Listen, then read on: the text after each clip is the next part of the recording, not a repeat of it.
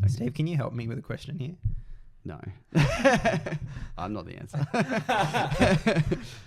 Okay, Luke. Question. Matt, answer. Can God change his mind? Absolutely. No, we'll leave it at that. Well, okay, so there are two things. One, in the Bible, it talks about where it says, I'm the Lord thy God, I change not. Right? So people often look at that and think of God as being rigid and unchangeable. But there's plenty of examples in Scripture of God changing his mind. The one that is top of mind for me is when he was when the children of Israel sinned in the time of Moses, and Moses pleaded with God and said, don't kill them, blot me out instead. And God at that point says, okay, I won't destroy them, and we'll continue on. So I think that's the top of mind example for me. What about you guys? Well, like Hezekiah was a good example that we're talking about. Hey, Rossi. Yeah.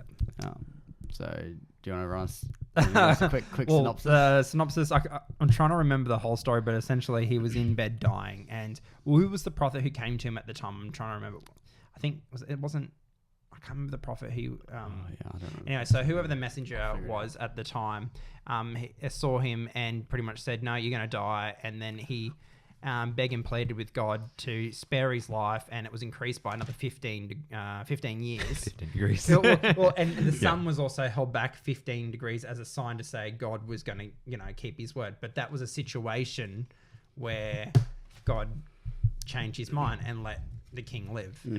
And at the end of it, I guess it didn't turn out so well. Yeah, I was going to say, that's the interesting thing. Like, God obviously had a plan of some description which involved Hezekiah not surviving that encounter. But because he pleaded and negotiated with God, God gave him the option. But then he had a son, Manasseh.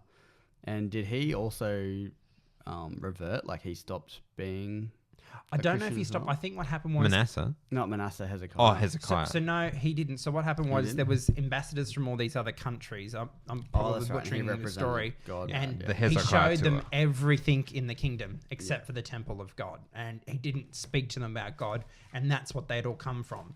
Or come for. Because at the end of the day, the reason why he lived in the sign he asked for is for the sun to be moved moved back 15 degrees.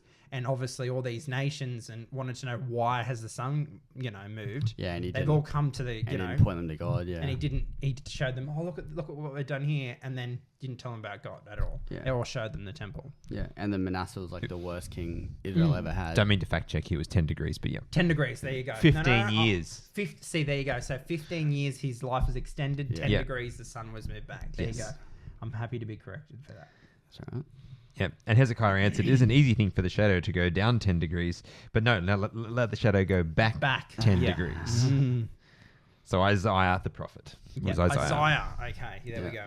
cried out to the Lord, and he brought the shadow 10 degrees backwards, by which it had gone down on the sundial of Ahaz. Yeah.